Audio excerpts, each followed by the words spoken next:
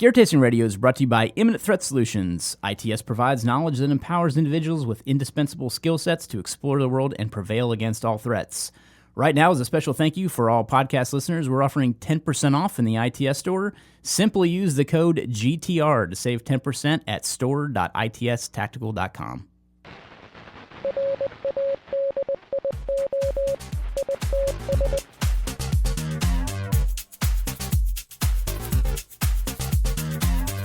Welcome to Gear Tasting Radio, where we offer an in-depth look into the usage and philosophy behind the equipment in our lives. I am joined today by Rob Henderson. Hello. And I am Brian Black. Today we are going to talk knots.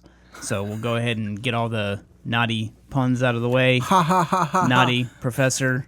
Never saw that coming. Yeah, I'm not going to talk about knots. All right, so those are all out of the way. I will remind everybody that happens to be watching this on YouTube that this is a podcast. And we apologize that there's not a whole lot to visually see. However, I don't like to do things that you can see necessarily on video because it distracts me from trying to describe them in audio for the podcast. So we're just going to bring in some silent background dancers. I did last time, though. I kind of went over the gear as I was looking at it, but I won't be tying any knots. Yeah, we don't want to rob the audio listeners of But content. What I wanted to do is really talk today about describing, I guess, knot tying as a philosophy and why you should really kind of look into that as a skill. Yeah. I think it's a very underappreciated skill. That's why the first article I wrote back in 2009, I think, was a article on knot tying. I mean, I care that much about it. I use it on almost a daily basis. Everybody ties their shoes, so I guess you could say, well, some people have zips, but as I wear slip-ons. Or or sliders, or whatever the heck you call them. Got my Velcro Thongs, shoes. Flip-flops. Yeah. So I think a lot of people use knots or want to use knots, but however, one of the things that I run into a lot with people, and this is nothing against everybody, I try not to come down on people for this, but they'll just tie a bunch of knots and think that something's secure, and the aphorism is if you can't tie a knot, tie a lot. Yep. However, there's something to be said about just taking a little bit of time and adding it to your practice session. So whether that's, once a week, once a month, once a quarter, just practicing some knots every once in a while is great. I mean, I personally keep a little piece of rope in my desk drawer, and sometimes I'll just sit around and tie knots. Because there's some, even though I've been tying knots for a long time, it's something I love and I'm passionate about, and I preach to people about the value of, I also struggle with remembering everything, it's like, too. do you go over, do you go under? I can't remember. Right. That. I mean, there's some knots I can tie blindfolded still, Sure. and you can give me 2 years without tying it, and I'll still do it. Right. However, there's some things that just challenge me mentally to remember, and I like to try to go over those because I always get confused, when somebody's watching and they're like, I thought you liked knots. What are you doing over there? You can't even tie that. Yeah.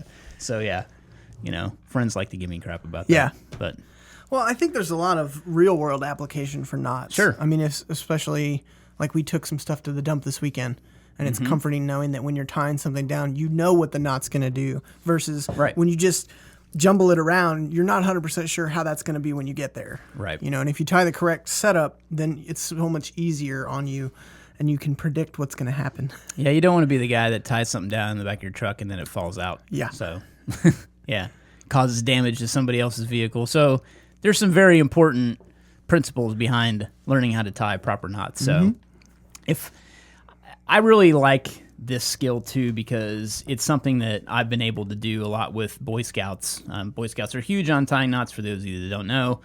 They have knot tying competitions all the time, and actually I learned how to build a knot tying board from looking at some articles online, and I was at summer camp with my kid. This was, 5 or 6 years ago now, at least. But they had a knot tying competition at summer camp for Scouts, and of course I had to jump in on that, and they had an adult portion where the adults could kind of compete too. We weren't competing against the kids, obviously. I just slaughtered. I slaughtered. Yeah. These kids are getting shelled. Well, I came back and I thought, this is so cool. I want to be able to build this as a DIY and an ITS article. so that everyone at home can take one of these and build it. It's really very inexpensive to build. Yeah. All you really have to have is a drill, some screws, some wood, and rope. I mean, it's very, very simple to put together. We'll link to it in the episode intel, It's a great too. piece to have. Yeah, and we bring it out to musters every year, and we have our own little knot tying competitions, but it's just it's a neat way to just kind of help reinforce the skills, and I think it's a great thing for kids too. Like if you have kids and you want to start teaching them how to tie knots, having this structure built that they can compete against or race against, and it's just a cool way to reinforce it. And, Yeah, because you can learn on it, knots. but then you can also be timed on it. Correct. So that's yeah. good. Yeah, it's neat. But so there's also another article that we wrote that was the top 5 knots. I kind of tried to condense the knots that I tie on a regular basis down into what I feel are probably the most important and that I kind of utilize more regularly. And, those are the Bowline, and I'll kind of get this out of the way now because I know everyone's gonna critique the crap out of me.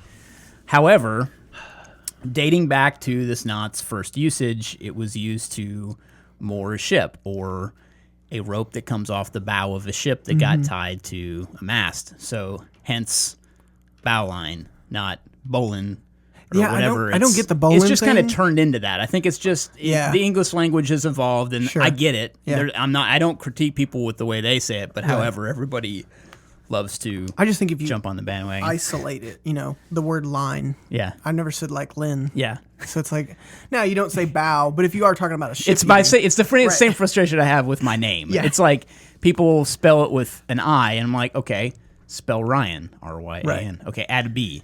That's it. That's how you spell my name. B-R-I-A-N. Yeah. The best is like email replies where I literally like sign my name and they misspell it. I'm like, I literally just wrote it. It's right there. Yeah. It's okay. But anyway, so the Bowline or Bowline, however you want to say it, Bowline, is a very versatile knot. I like it because it's a fixed loop. So anytime you need to have a fixed loop around a line to either anchor onto something, slip over a post, whatever have you, that's a perfect knot for that. It's also a really good safety line. So meaning if you're tying around an eye, or let's say there's a fixed eye that you're tying into, Bowline is perfect for that because you can just wrap that rope around it and then finish tying it. So I like that just from that aspect. It's a very versatile knot. It has so many applications. I was going to say, I use it to dummy cord. Right. Like into a loop or That's something. That's exactly what I would use it Molly for or too. Whatever. Yep. Yeah, it's great. Because you're not only, it's not only creating a fixed loop that you can slip over something, it's also creating a fixed loop in an object. So meaning it's not a self-tightening knot. So once you create the knot itself, you can't, slide it down and lock it in. It's not designed for that. It'll stay put. Yes, correct. So whatever size that circle winds up being in the piece of line is what you're going to have the whole time. So that's why I really like it. And then next is a taut line hitch. I really like this one because it's got a lot of applications, especially, it really comes down to tying something under tension. I think that's probably the biggest application for it. So if I was going to tie a line between two trees and I tie one, so I'd say I tied a bowline around one tree and I extend it out to a second tree, and now I'm like, okay, so I need to make this a tight line so I can hang clothes on it or something like that. Well, a taut line hitch is what I would tie on the other side because it's adjustable and it's going to be under tension. So I can adjust that knot, meaning I'll grab the knot, grab the actual standing part of the line that it's tied onto, and move that around and adjust it. So I'm actually tensioning that rope to create something like a drawing line or something like that. I find that's the best combo. Yeah. Bowline on one end, taut line hitch on the other. That's it's what I used this weekend. It's an amazing combo. It's super easy. And then you're not having to do tension from both sides. You just have to pick one, and you can vary it, which I think is super helpful. And then what's great about a bowline too is that you can actually use it kind of as a girth hitch. So you can take that fixed eye, loop it around. That's a great point. Yeah. So maybe you have an eye in your truck bed, so you're looping that bowline through it. Yeah. You turn that into a girth hitch. You don't and even then need to tie it. You right. Wow. And then you do a taut line on the other side, and then it just pops open, and you can you keep using it over and over Well, that's again. my new favorite method. Yeah. I hadn't thought about that. Yeah, Well, that's if a you great do point. that, then you don't have to tie the bow line every time. Right. So You then just you leave it just tied. you take a piece of line and you keep it that way. That's perfect. And then you loop it around, and now all you're tying is a taut line every time. Yep. Rather than both knots. So, and then next is a threaded figure eight. It's one of my favorites for climbing, and that's really the application I typically use it in. Obviously, I don't go climbing every day, but I think that it's also got a really good application in terms of strength as well, because a figure eight is one of the strongest knots out there. Because just to kind of generally explain how knots affect a rope, because that's important to talk about too. Every knot you tie or every bend that gets put into the rope affects the overall strength or rating So of like the line. weight-bearing capability. Correct. Gotcha. Yeah, so a figure eight or a threaded figure eight is one of the strongest knots that you can tie in the line to retain its original rating. Gotcha. So meaning if I were to take one end of the rope and another end of the rope and just pull them on a device that measures tensile strength, that rating would be decreased less by putting a figure eight in it than it would, a square knot or a bow line or something. Yeah, a square knot's going to slip anyway. It's a horrible knot, but yeah. So this would be good for like hoisting something? Yeah. Okay. Yeah, it would be great for that. I was thinking it's like also, a punching bag or something. Yeah, it's also a really good way to tie a fixed eye to, back to kind of the bow line type of thing. That's a good way to do it too, but however, a threaded figure eight is good because you can actually remove the trace, basically. So once you tie the figure eight, it kind of looks like an eight. And then you take the working end after you tie the knot. You'd have to leave yourself plenty of slack. But let's say you're talking about a punching bag, so you're hanging up a punching bag.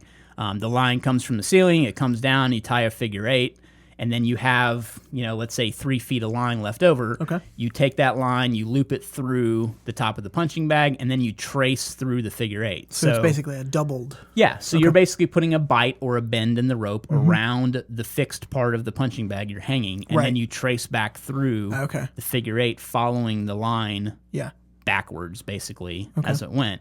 What that enables you to do is, let's say you wanted to quickly remove the punching bag, you just untrace the figure eight and drop it. Oh, and you don't have to redo or take the string or the slack all the way out to get the figure eight out. Right. I mean, you should always back it up too, and backing up a knot is very important. That's something to learn as well, because some knots slip. The figure eight, it's just kind of a good habit to get into. Sure. You don't have to back up every knot, but backing it up can be just a simple overhand over it. It can be kind of a right angle knot tied into it. It really just depends how extensive you want to make your backup knot. And all that's to do is act as a stopper knot to prevent that rope from pulling back through. Right. Got it. Yeah, and there's some knots that really need a backup because they are very prone to pulling back through. So a tape knot's one of them. So also referred to as a water knot. If you're using like tubular webbing tied together to form a fixed loop, you really need to back that up because it can slip through. So just kind of depends on the knot. But, that's why a threaded figure eight's good, kind of going back to the climbing reference, is that you can set up a top rope. So basically, a top rope means that you've got carabiners at the top of a rock face, and you have a rope that comes through that. So that's your fulcrum or your anchor point up there. Yeah. So the rope feeds through there, and then one end is attached to a belayer. So you're belaying somebody that's tied to the other end, and it comes through that top point. So as they're climbing up, the belayer's taking up slack, and you've got your threaded figure eight onto the tying that rope into the harness. Got it. And you don't need a carabiner. You just tie directly into the harness with the threaded figure eight. Oh, okay. So that when the climber's done and he comes down, all he's got to do is untrace that figure eight and leave the starting figure eight in the line, and then the next climber comes up, and threads it back through. Threaded portion. Okay. Yeah. So threaded figure eight is the doubled kind of. Okay. Yeah. Cool. Yep, and then double fisherman is a great knot. That's for kind of joining two ropes together. You also, those of you that remember friendship bracelets from back in the 80s, I'm kind of dating myself, but that's kind of how those are tied to. It's a double fisherman's knot. I was going to say, I remember a long time ago we had the Liberty bottles, and in order to dummy cord the cap, I had tied a double fisherman's, and it was super effective. Yeah. To go around a loop or something. Yeah, so double fisherman's is a great way to kind of take up how am I trying to say this? So if you can think of the top of an Nalgene or a water bottle, let's say you wanted to tie a line around that could tighten around that. Double Fisherman's is great because you can grab each of the Fisherman knots, so there's 2 of them, hence Double Fisherman's, and you can move them around, kind of tightening the loop, so to speak. So the Double Fisherman's it's a single piece of line, and it's basically overlapping and tying 2 knots in the end so that you can turn that into an adjustable loop. Okay. So that's kind of the deal. And the end points are just chosen by where the knots stop? Correct. Got it. Yeah, and that's how you can adjust it to size it to, the opening of a water bottle. And that's a great start for a lanyard or something like that because you can keep a portion of that line longer and then tie that onto your water and that's bottle what cap or something like that. I think I tied that and I just completely forgot how it worked. But I remember I didn't want to untie it because it was good. Yeah, I'd have to go back and look at how we did that. I know we had an article on it or something like that, but that's a great way to do that too. But a Double Fisherman's is basically the start of a Prusik Loop, and a Prusik Loop is used in climbing a lot to have a safety in your harness on the rope because the Prusik kind of is needs a safety knot. Well, it's kind of a safety knot in itself when you're climbing. Gotcha. It's more of a constricting knot. So if you were to fall while you're climbing, you would have to kind of push up a Prusik as you're climbing manually. But if you were to fall and let go of a rappel or something like that, a Prusik would catch you and bite into the rope and stop you from falling if you were to just completely let go. So the problem is it can be a real nightmare to loosen up a Prusik when you're hanging off the side of a cliff. So it binds. So, it really binds pretty good. But there's some others that don't bind as well, but that's kind of the gist of what a Double Fisherman's is. And then there's the power cinch knot, and the power cinch kind of goes back to our example earlier of tying a drying line or something like that. So a power cinch is good because it enables you to get a line much tighter than you would with a taut line hitch. Okay. So with the taut line hitch, there's still potential if the knot gets bumped or something for it to move around. Sure. A power cinch is a more stable, long-term way to tie a single line like that. Oh, okay. So if you're going to leave it, you should probably do the cinch. Yeah. Or if you need a way to quickly untie it, because believe it or not, it's interesting. Even though it creates a stronger connection, it's actually easier to untie because it's almost like a quick release. Okay. For the that. taut line hitch is a little bit cumbersome to undo. Yeah, and if you get a taut line hitch under tension too much, it can be kind of a nightmare to get open too. Well, I might have to look into that one. Yeah, the power cinch is good. I really like it. So if I'm setting up a tarp to sleep under when I'm outside, I'll do the power cinch, and the way that I tie that around the first tree, let's say between 2 trees is the example. The way I tie it around the first tree is kind of with a quick release method too. I wouldn't do the bowline because then I can cut that away really quick. Gotcha. Basically, if you need to with go with that knot, with the quick release on the first tree and the power cinch on the second tree, I can take that apart within no time. It's literally just pulling stuff apart, and it all comes really easy. So, I'll link to that in the episode intel too, because I go through kind of how to create a tarp shelter, and you basically the way that works is you do your power cinch is your trunk line, so that's the line running between the 2 trunks, so that holds your tarp almost like a V. And then I would stake out the tarp with individual taut line hitches at each of the ends into stakes that are in the ground. So that's a way to kind of put it all together in a sense with a couple of those knots. But those are kind of like my top 5 go-to knots if I had to rank them. I really think that it's these skills, much like knot tying, will go away if you don't practice them. Sure. And that's the take home with all this, is that it's not a super complicated skill. It's just one you need to practice every once in a while until it becomes second nature. So could all of these be done with like a climbing style rope? Yeah, absolutely. Because I know everybody's got paracord lying Paracord's around. perfect for all that. You could tie all that stuff with paracord. Yeah. That's probably the most versatile piece of rope you could probably have for knot tying. Okay. And then I'd probably go up to like some accessory line, which is like a 7mm cordage or something like that. You can And find I like that because it has like a little bite to it. Yep. Because I've had some of that, like you get it at the marina store, you know, the white, real slippery rope. Nylon. Yeah, and it doesn't hold knots. I mean, you pull on it and it'll slip out. So there's two types of line. There's synthetic, or there's not fiber. What's the word? Natural fiber? Yeah, natural fiber. Like manila? Yeah, right. Okay. Or like a jute or something like that. So that kind of natural fiber rope is really good for joining, staves and things like that. So if I was going to do the name is escaping me right now. But if I was going to put together a structure, like a shelter building type thing. Gotcha. Yeah. If I was going to do something like that, I would pick natural fiber rope for that because it bites into each wood piece really well. So. Yeah, that stuff is real grippy. Mm-hmm. Sometimes it gets in your hands. Absolutely. And we can talk about that on a separate episode too, and we'll link to some of that as well. But I think, as a take-home, I would stick with, I guess, synthetic rope if you're going to practice knot tying. However, if you're going to do things outdoors, tying structures or things like that, you really need natural fiber rope, and you can get that at any hardware store as well. They'll sell that. Don't try to fuse it. Yes. Yeah, that's a funny story too. I remember this was years back. My friend Jack from the Survival Podcast and I were at Home Depot, and I had to pick up some natural fiber rope because we were doing something for knot tying on ITS, and we were hanging out at Home Depot one weekend buying that, and I said, "Yeah, can I get, X number of feet of this jute cord?"